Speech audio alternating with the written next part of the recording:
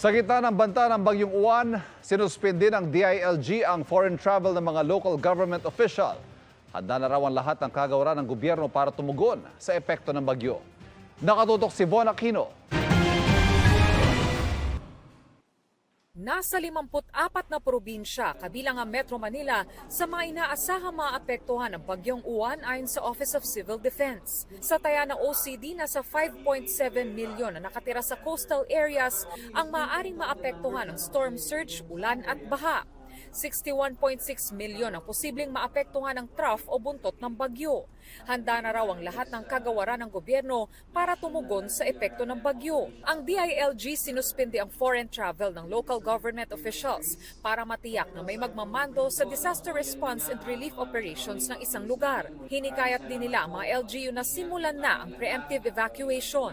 We are appealing that this should be done, sana nga, not later than noon tomorrow. Dapat tapos na po lahat ng preemptive or preparatory activities kasi nga we cannot wait na nandyan na yung ulan, nandyan na yung hangin, saka pa lang sila mag-evacuate. Nakapreposition na rin daw ang mga relief items sa mga LGU. Mensahe ng Pangulo, maging mahinahon pero huwag magpakampante. Kailangan daw maghanda at sumunod sa abiso ng mga otoridad.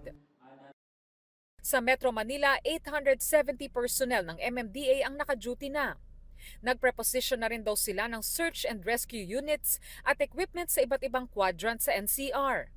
Yung ating 71 pumping stations po, ina-assure po sa atin ng ating flood control and sewage management office na all are fully operational at yun naman pong ating solid waste management ay kinokolekta na po yung mga nakakalat pang natitirang mga basura po sa mga lansangan para hindi naman po siya bungar sa mga drainages just in case bumaha po.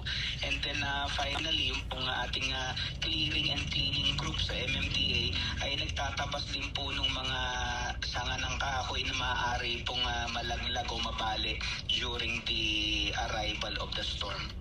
Ayon kay Metro Manila Council President at San Juan City Mayor Francis Zamora, tuloy-tuloy ang mga paghahanda para sa Bagyong Uwan.